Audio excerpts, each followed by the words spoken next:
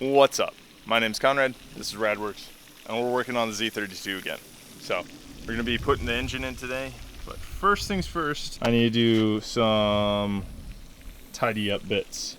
I need to put in clutch line, I need to put in the new rack bushings that I've got, and then take out the Hicas line. I'm going to hop to doing that, and then we'll update you with how that looks, and get to put in the motor. So, let's get cracking.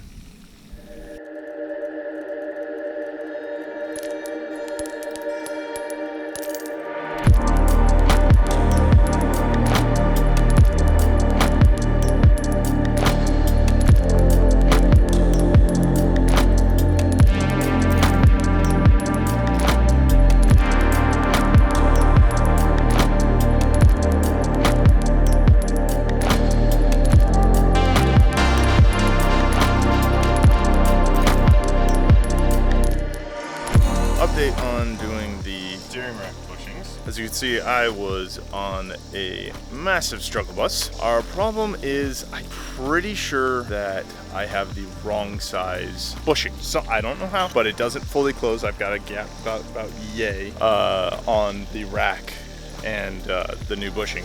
Alright, so might as well take a peek down. Ow! Second time in a row I've done that. Just smacked my head on the sill here. Pinch weld. So, what we're working with here is this guy won't close down. You'd think, oh yeah, just the bolt pulls it down. Wrong. I believe the bushing is wrong because it just does not want to get anywhere near close on either side. And then there's also a gap about this same distance on the bushing for the rack. So that being said, I'm pretty sure it's the wrong kit or the wrong bushing. But the odd part is that guy was the right bushing. So I have no idea what happened there. Now, with that being said, that's not going to stop us. We're going to do the Hicas lines now, and then after doing the Hicas lines, we'll do the motor, engine, motor, whatever. So, time to smash that out.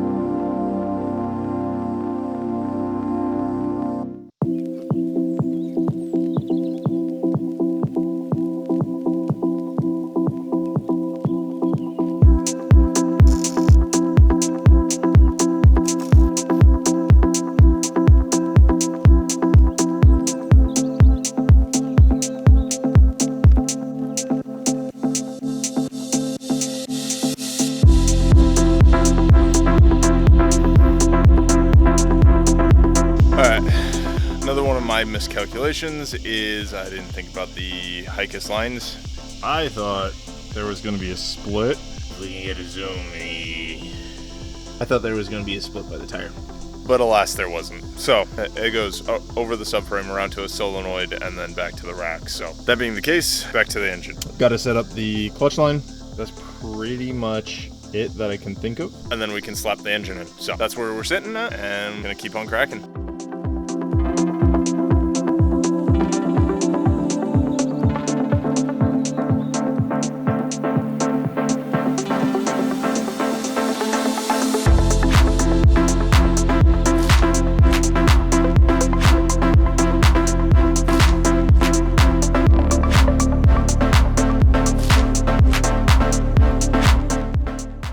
So, obviously, engine's not in. I hyper focused on the whole bushing dilemma that I had yesterday. Even though we were down a bracket, it really tweaked me. So I went and I pulled off the rack again. And okay, so fast forwarding some time, we have the bushings out. So here's the one that I got in my kit, and here's the stock one. So as you can see, when you match the stock over it, see in there, maybe you can, maybe you can't, but it overlaps quite a bit. So when you put them next to each other, this does look quite a bit bigger. I didn't think it would translate into that much, but I guess it does. So need to get size up on that, and we'll just throw this in here for right now because I don't want to wait. I don't want this to delay putting the motor in. We'll just have to fight with the motor being in the car when we replace it with the new bushing that comes in. So back to tackling other things. Also something to note, obviously big intercooler, much bigger than stock. 17-inch wheel, 40 series tire. This guy gets awfully close. There we go. So that gets even closer once we put this guy on. Oh, let me throw this on. All right. And that right there is the clearance we're dealing with. Can't even fit my finger in there. So that's gonna be a problem as well. Fun. I'm really loving this. I don't know if you can tell. Thrilled. Absolutely thrilled. Oh boy. Now, I don't know about you, but when I purchase a kit, I don't exactly expect companies without instructions to send you hoses like this that would look like a reducer hose. You know, this is 2.5 because the kit is 2.5, and that's definitely stock-ish size. Definitely doesn't fit on the new kit. So I contacted AMS. Turns out you have to cut this off. I don't exactly expect companies to expect you to cut things off without instructions. Maybe I'm crazy. So that took 3 days or so for a response back from AMS, and that leads to today, where now we get to install the intercooler piping and system. Let's get to that. Go ahead and trim these suckers up. We don't have to worry about that and get them in. Obviously, like you saw, I was trying to figure out how this all worked on this side and then show that side. So I'm just gonna go ahead and full send, and we'll throw together this side and then I'll show you that side, because I really don't want to be fooling around and not know what I'm saying, especially with running into speed bumps from parts that are not very user friendly, we'll call it. I don't think they're user friendly. That's my opinion. So let's get cracking.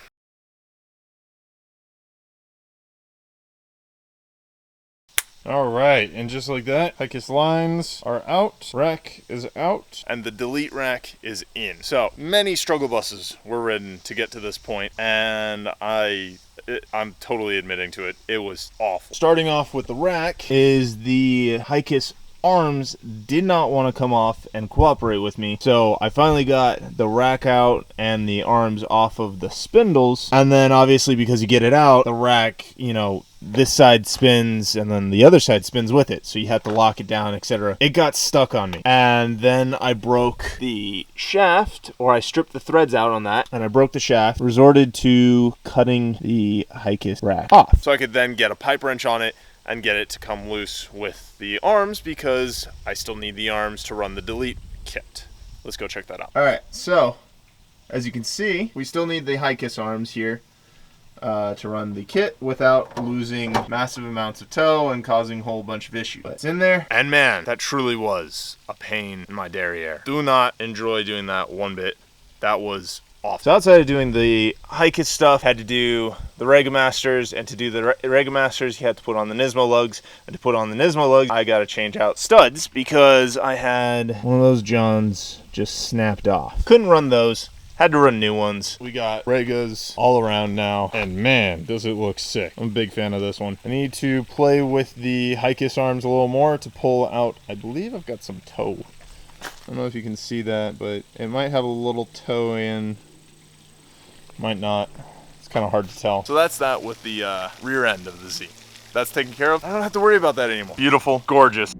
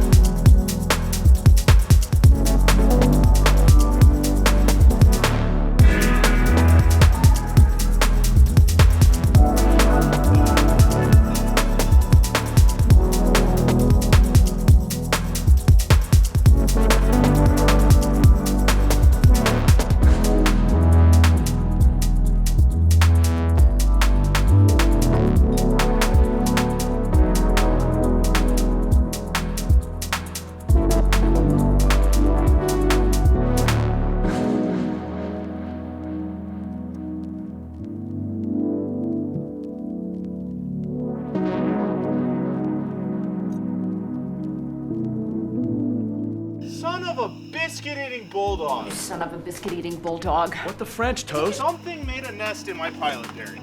It's white. Something made a nest in my pilot bearing. It is, oh, gross. That's my dauber. I have no clue what that is. And that is very similar to that. I hate bugs.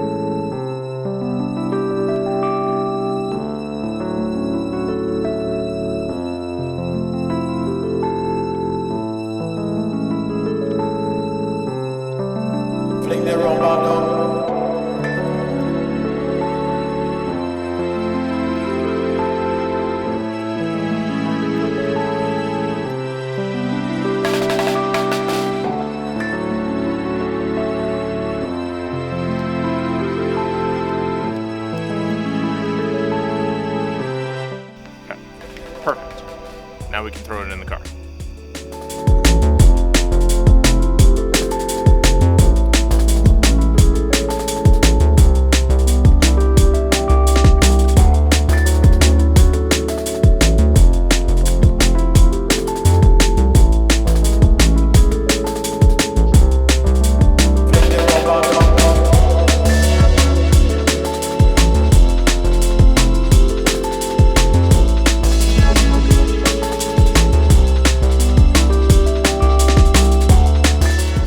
All right, so I have like negative memory space here, but yeah, we had to take off the downpipe to be able to get the car to finagle around the steering shaft.